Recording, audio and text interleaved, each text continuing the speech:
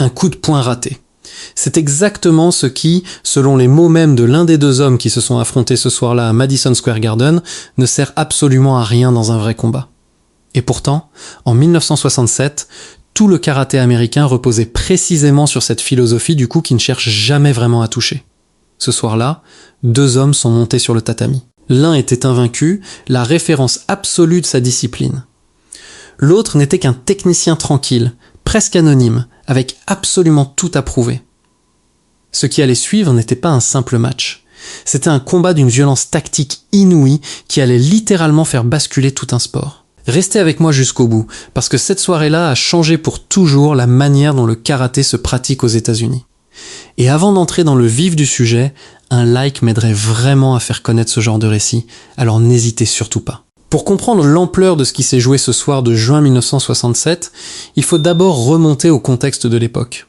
Au milieu des années 60, le karaté explose littéralement dans le paysage culturel américain. Autrefois perçue comme une discipline orientale obscure et confidentielle, cette pratique martiale gagne soudain du terrain, portée par l'exposition militaire, la fascination hollywoodienne naissante et un intérêt grandissant pour les philosophies venues d'Asie.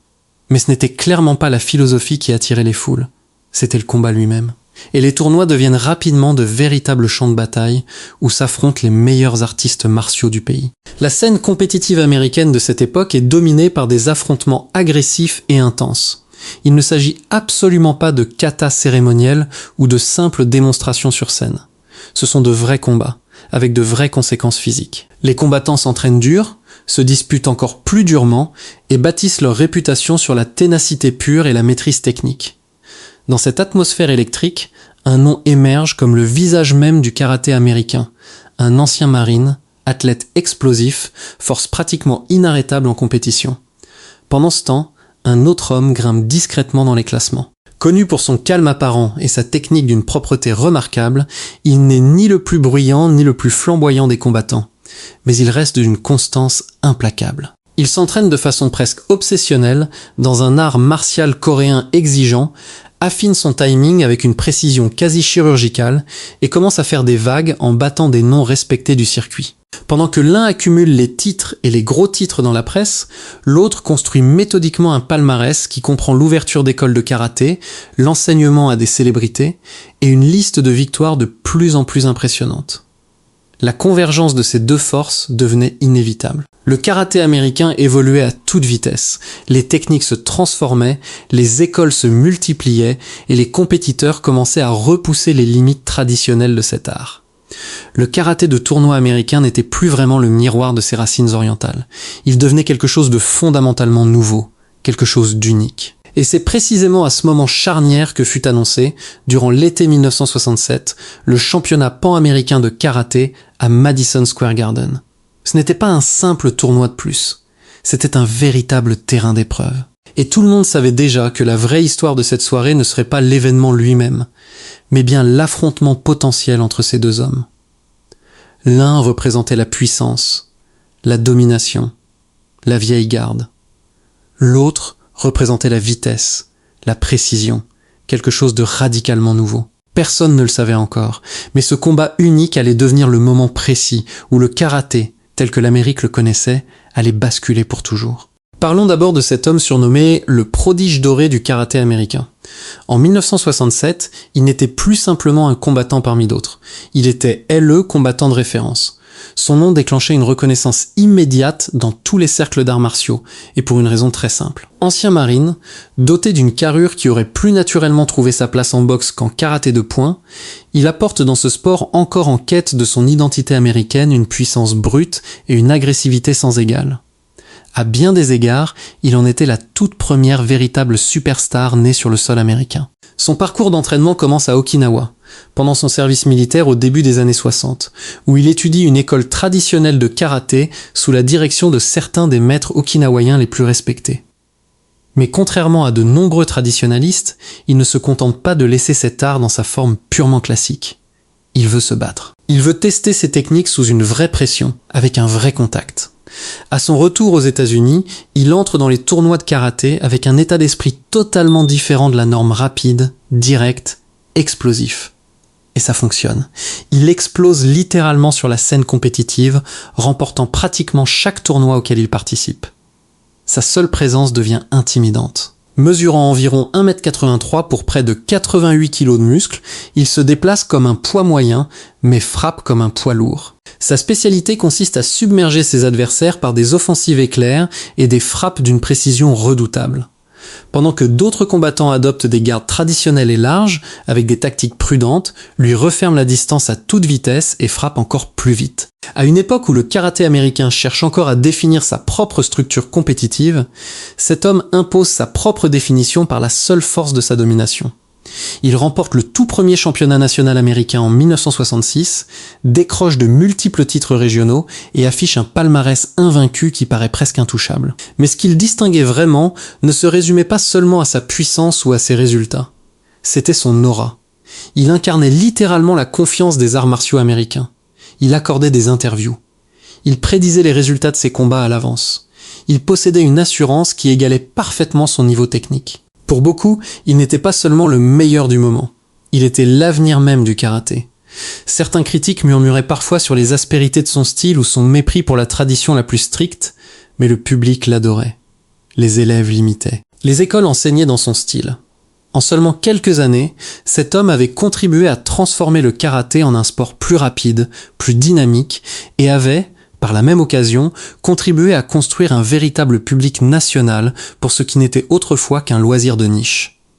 En 1967, il entre au championnat pan-américain de Madison Square Garden en très grand favori. Personne ne s'attendait à ce qu'il perde. Si quoi que ce soit, le public voulait surtout voir combien d'adversaires il allait démonter sur le chemin d'un nouveau titre. Ce que personne n'anticipait, c'est un combat d'une intensité rare qui allait ébranler cette réputation jusque dans ses fondations. Dans le coin opposé se tenait un homme qui avait étudié chacun de ses mouvements passés et qui avait patiemment attendu ce moment précis. Parlons maintenant de l'ascension de son adversaire. En 1967, cet homme n'était absolument pas encore la star d'action que le monde entier connaîtrait plus tard.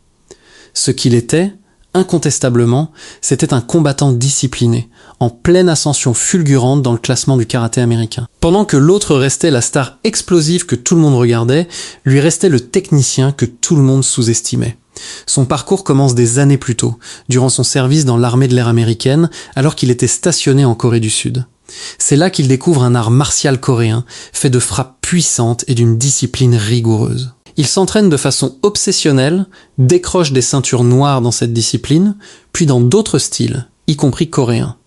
Contrairement à son futur adversaire, il ne compte pas sur la seule physicalité brute. Il construit son style autour du timing, de la précision et de l'adaptabilité. Dès le milieu des années 60, il remporte déjà des tournois régionaux. Mais son nom ne pèse pas encore le même poids médiatique que celui de son rival. Il n'est ni provocateur ni flamboyant. Il ne se lance jamais dans des joutes verbales, ne prédit jamais de victoire par KO. Il laisse simplement son combat parler pour lui. Chaque victoire n'est qu'un pas de plus en avant. Chaque adversaire n'est qu'un problème de plus à résoudre. Son approche est méthodique. Il étudie les images de ses concurrents, décortique leurs habitudes et s'entraîne spécifiquement pour exploiter leurs faiblesses. Il s'entraîne sans relâche, isolant souvent des techniques précises et les répétant des milliers de fois jusqu'à ce qu'elles deviennent une seconde nature. Cette attention méticuleuse aux détails et cette éthique de travail infatigable en faisaient un adversaire redoutable, particulièrement face à ceux qui le sous-estimaient. En dehors du tatami, il développe discrètement son influence. Il ouvre une chaîne d'écoles de karaté à travers la Californie, attirant à la fois des élèves sérieux et des célébrités hollywoodiennes. Sa liste d'élèves finira par inclure Steve McQueen, ainsi que d'autres personnalités du show business. Mais à cette époque précise, il reste avant tout un combattant avec quelque chose à prouver, affamé, technique et farouchement déterminé. En 1967, il s'inscrit à 2 tournois majeurs qui allaient définir son héritage compétitif. D'abord, il remporte un tournoi des champions, battant 7 adversaires talentueux en un seul événement. Puis vient le grand rendez-vous, le championnat pan-américain de karaté, organisé à Madison Square Garden, la salle la plus prestigieuse du pays, celle-là même où son futur adversaire était censé dominer une fois de plus. Mais il était prêt. Il ne s'était pas seulement préparé pour le tournoi en général, il s'était préparé spécifiquement pour cet homme précis. Il avait repéré les failles dans son agressivité, les ouvertures qu'il laissait chaque fois qu'il s'élançait vers l'avant, les brèches de timing entre ses enchaînements. Il avait un plan, et surtout la technique nécessaire pour l'exécuter. Il progresse méthodiquement à travers son propre tableau, battant chaque adversaire avec une efficacité redoutable. Pendant que les autres se concentraient sur le spectacle, lui restait focalisé sur un seul objectif, atteindre son rival et le battre. Peu de gens croyaient qu'il pouvait vraiment y arriver. Encore moins de gens croyaient à ce qui allait suivre. Le championnat pan-américain de karaté, à Madison Square Garden, en 1967, ne ressemblait à aucun tournoi précédent. Organisé le 24 juin de cette année-là par le grand maître S. Henry Cho, cet événement offrait au karaté une visibilité nationale jamais atteinte auparavant. C'était un jalon fondateur pour les arts martiaux américains, et c'était la scène parfaite pour un affrontement qui allait marquer un tournant décisif. Le lieu lui-même ajoutait un poids symbolique considérable. Madison Square Garden était réputé pour la boxe, le basketball, les concerts, mais absolument pas pour les arts martiaux. Cette réalité allait changer en 1967 avec des centaines de combattants venus de tout le pays et des milliers de spectateurs remplissant les gradins. L'énergie dans la salle était électrique. La plupart des personnes présentes s'attendaient à ce que le champion en titre traverse son tableau sans réelle difficulté. Il était plus grand, plus fort, entouré d'une aura d'invincibilité. Son rival, bien que respecté, n'était pas encore considéré au même niveau par les observateurs occasionnels. Mais ceux qui suivaient vraiment de près, en particulier les autres combattants, savaient que cette confrontation avait le potentiel de tout changer. Le tournoi suivait un format à élimination directe. Les points étaient attribués sur des frappes propres et décisives, jugées par un panel d'arbitres. Contrairement aux affrontements à pleine puissance visant le chaos, ce format exigeait précision, contrôle et maîtrise tactique. Les combattants devaient frapper fort, mais toujours sous contrôle, tout en restant défensivement affûtés et en lisant constamment le rythme de leur adversaire. Le favori progresse comme attendu, expédiant ses adversaires avec vitesse et domination. Il submerge chaque combattant par des assauts fulgurants et des coups de pied bas, restant constamment agressif, toujours en train de pousser vers l'avant. Mais quelque chose était différent ce jour-là. Ses victoires n'avaient plus tout à fait le même effortless naturel. Ses adversaires commençaient à s'ajuster. Ils connaissaient son style, et même si peu parvenaient à le contrer réellement, l'écart se réduisait progressivement. De l'autre côté du tableau, son futur rival traverse sa propre partie de la compétition avec une précision chirurgicale. Il utilise son timing et son jeu de jambes pour neutraliser des adversaires plus rapides que lui, tout en conservant précieusement son énergie tout au long de la journée. Ses frappes n'étaient pas toujours spectaculaires, mais elles étaient d'une propreté remarquable. Il se battait pour la légitimité, pour le respect, pour la chance de prouver qu'il pouvait battre le meilleur. Et cela le plaçait dans une position tout à fait unique. À la fin de cette longue journée de compétition, une chose devenait limpide, la finale opposerait ces deux hommes. Le public savait qu'il s'apprêtait à assister à quelque chose de totalement différent. C'était la collision de deux écoles de pensée, quelque chose que personne n'avait encore jamais vu de cette manière. La puissance contre la précision, l'agressivité contre la stratégie, le champion établi contre la menace montante. Les tatamis furent dégagés, les juges prirent place. L'air se figea dans un silence tendu. Puis la cloche sonna, et le combat d'une intensité rare commença enfin. Quand débute cette finale du championnat pan-américain de karaté 1967, la plupart des spectateurs présents croient encore fermement que le champion en titre repartira avec un nouveau trophée. Mais son adversaire l'avait bien trop étudié. Ce qui allait se dérouler n'était absolument pas un match technique prudent et mesuré. C'était un affrontement d'une intensité brutale qui allait choquer tous ceux qui y assistaient, et qui, par sa seule violence tactique, allait réécrire tout l'avenir du karaté compétitif. Le premier échange était un test de sang-froid. Le champion s'avance rapidement, utilisant son style agressif caractéristique. Il charge, cherchant à établir immédiatement sa domination. Son rival ne recule pas d'un pouce. Il esquive latéralement, contre-attaquant avec une frappe tranchante de main qui touche son adversaire en pleine transition. Premier point pour le challenger. Le ton était donné. Il n'était clairement pas intimidé, et il ne restait absolument pas sur la défensive. Il gardait une mobilité constante, utilisait des déplacements latéraux et gardait son adversaire perpétuellement déséquilibré. Mais c'était vraiment le timing qui faisait toute la différence. Il ne bloquait pas les attaques, il les interrompait. Il synchronisait parfaitement ses propres frappes pour atterrir juste avant que son adversaire ne puisse compléter ses enchaînements, devançant le combattant le plus puissant du plateau de quelques millisecondes à peine à chaque fois. Au fil du combat, l'intensité physique monte encore d'un cran. Frustré par les esquives et les contre-attaques répétées de son rival, le champion commence à frapper plus fort. Certains diront même trop fort. Quand il parvenait à toucher, c'était avec une puissance telle que son adversaire pouvait à peine dévier le coup. En retour, celui-ci déchaînait une avalanche de techniques, incluant des mouvements rarement vus jusque-là sur ce genre de tatami. Chaque fois qu'il touchait son adversaire, la foule retenait son souffle. C'était désormais un vrai combat, propre au regard des règles, mais dangereusement proche de basculer dans quelque chose de bien plus incontrôlé. Les deux combattants échangent des frappes féroces. Le champion place plusieurs coups puissants au corps, marquant des points, mais son rival répond systématiquement, marquant lui aussi grâce à des coups de pied d'une précision redoutable et des contre-attaques d'une vitesse fulgurante. Les juges peinaient à suivre le rythme de l'échange. La capacité de ce challenger à dissimuler ses attaques, en particulier sa combinaison de coups de pied circulaires de jambe avant et de revers du poing, commençait visiblement à user le champion. L'échange final fut d'une brutalité absolue. Le champion se fend en avant, cherchant à déséquilibrer complètement son adversaire. Celui-ci part le coup, pivote vers l'intérieur et délivre un coup de poing d'une vitesse fulgurante, suivi d'un coup de pied crocheté parfaitement maîtrisé, s'arrêtant juste avant l'impact complet, mais marquant proprement le point décisif. La cloche retentit. Puis l'annonceur déclare le vainqueur le technicien. Ce n'était pas simplement une victoire, c'était un séisme absolu dans le monde du karaté. Le champion invaincu venait d'être surclassé et manœuvré.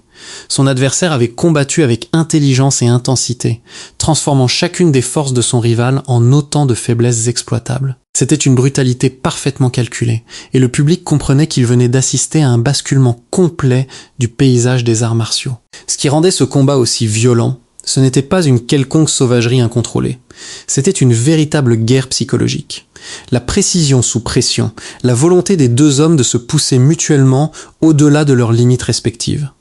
Le vainqueur avait encaissé des coups qui auraient mis à terre la plupart des combattants. Le champion, lui, avait tout donné. Et pourtant, il n'était pas parvenu à l'arrêter. Dans l'après-coup, il fait preuve d'un fair-play total. Mais il sait déjà que la donne vient de changer. Son adversaire venait d'exposer les limites de la force brute dans le karaté de tournoi. Ce combat démontrait que le contrôle, le timing et l'adaptabilité pouvaient détrôner la pure puissance. Ce n'était pas juste un match, c'était un véritable tournant. Le jour où le karaté américain a changé de visage. Les répliques de ce combat se firent immédiatement ressentir dans tout le monde des arts martiaux. La défaite du champion n'était pas simplement la chute d'un titan, c'était le signal que les anciennes règles étaient en train d'être réécrites. Du jour au lendemain, les projecteurs se déplacent. La victoire de ce jeune technicien devient un véritable point de bascule, celui qui allait fondamentalement transformer le karaté pour toujours. Les écoles d'arts martiaux à travers tout le pays en prennent immédiatement note. Jusqu'alors, de nombreux instructeurs privilégiaient la tradition la plus stricte, les positions fixes, les attaques linéaires, les enchaînements prévisibles. Mais ce jeune homme venait de démontrer la puissance d'un combat adaptatif, cette capacité à se déplacer, pivoter et répondre à un adversaire en temps réel. Les combattants commencent à s'entraîner différemment. Les écoles mettent à jour leur format d'entraînement libre. Les tournois commencent à récompenser autant le timing tactique que la puissance ou l'agressivité brute. L'impact psychologique fut encore plus significatif. Le champion vaincu était considéré jusque-là comme absolument imbattable, l'incarnation même de la force et de la domination. Quand son adversaire l'a battu, ce récit s'est brisé net. Soudainement, des combattants à travers tout le pays réalisent que la victoire n'appartient pas aux plus forts, mais aux plus intelligents. L'accent commence à se déplacer vers la précision, l'efficacité et le jeu de jambes. Le champion battu, à son honneur, ne disparaît absolument pas de la scène. Au contraire, il retravaille complètement son approche et devient plus tard l'un des pionniers du karaté et de la kickboxing à pleine puissance. Mais même lui reconnaît que le sport venait de changer. Ce seul combat, à Madison Square Garden, avait redessiné toute la hiérarchie de cette discipline. La dynamique entre puissance brute et contrôle stratégique devenait désormais centrale dans l'entraînement de tout artiste martial sérieux. Et son vainqueur, lui, n'en resta absolument pas là. Sa réputation explose littéralement. Il n'est plus simplement un compétiteur prometteur, il devient une légende en devenir.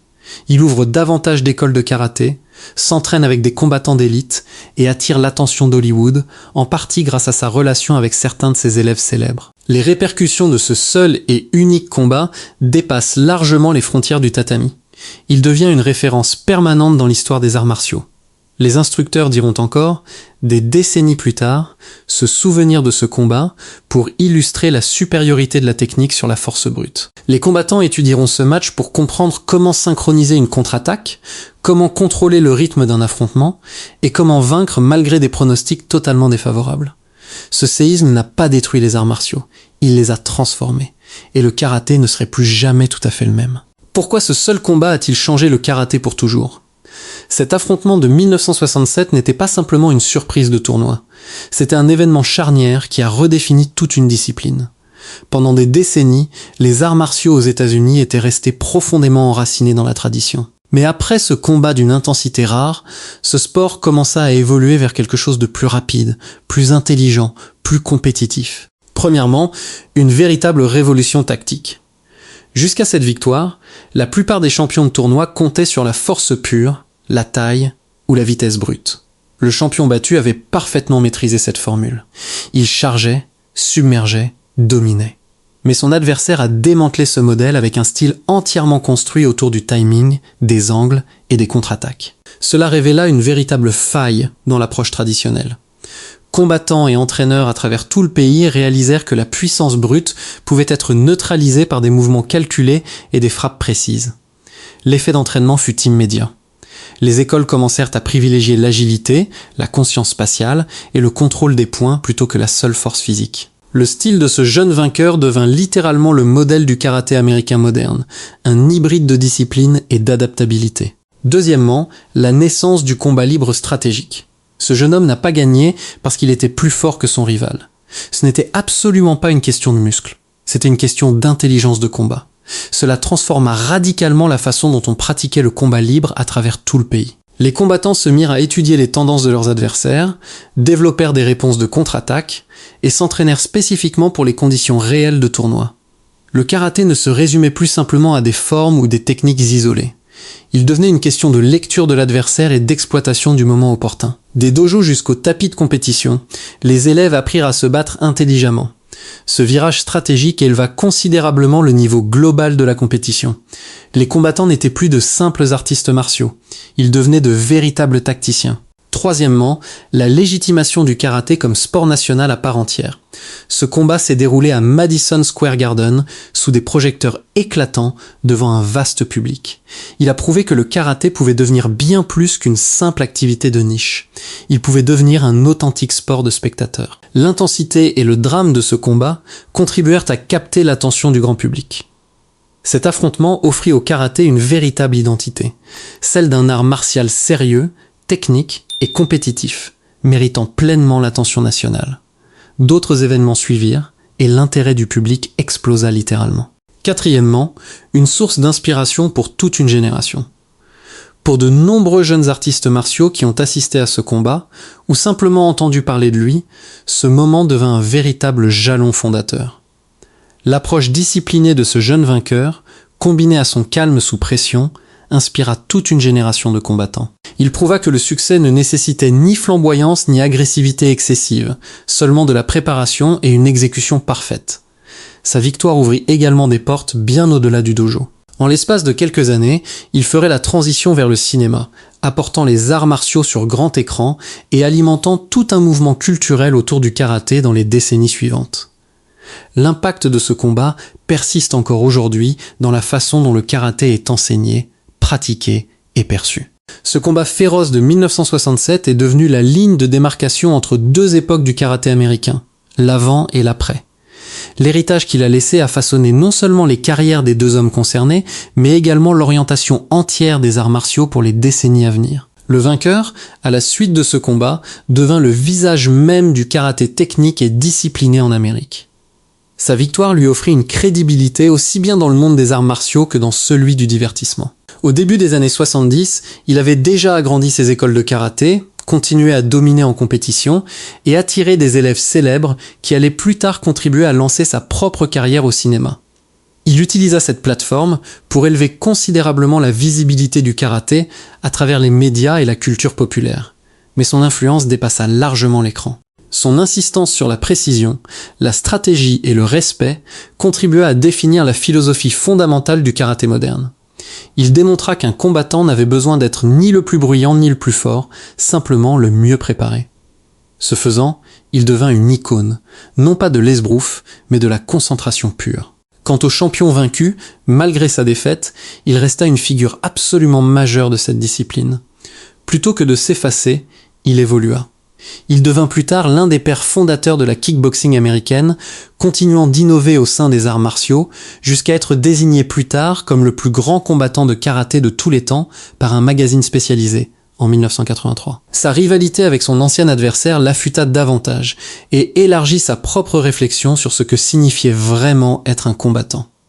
Ensemble, ces deux hommes se poussèrent mutuellement et poussèrent tout leur sport vers quelque chose de plus grand. Leur style, contrastés mais complémentaires, forcèrent des générations d'artistes martiaux à considérer de nouvelles dimensions de la compétition, la force face à la technique, l'agressivité face à la patience, l'instinct face à la discipline. Ils ne se sont pas simplement affrontés l'un l'autre, ils ont défini une époque entière. Leur combat légendaire à Madison Square Garden reste encore aujourd'hui cité dans les cercles d'arts martiaux, non seulement pour son résultat, mais pour ce qu'il symbolisait vraiment, un basculement de la tradition vers l'innovation. Plus de 50 ans plus tard, ces leçons résonnent encore. La scène moderne du karaté compétitif, avec son mélange de technique, d'athlétisme et de discipline mentale, doit une grande partie de son évolution à cette seule et unique journée de juin 1967. Alors, dites-moi en commentaire, pensez-vous que ce combat a réellement changé le karaté dans le monde occidental pour toujours ? Connaissez-vous d'autres affrontements dans l'histoire des arts martiaux qui ont produit un résultat tout aussi surprenant ? Partagez vos réflexions en commentaire ci-dessous, je les lis absolument tous. Et si cette histoire vous a plu, pensez vraiment à laisser un like et à vous abonner pour ne manquer aucune de nos prochaines analyses. Merci d'avoir regardé et on se retrouve dans la prochaine vidéo.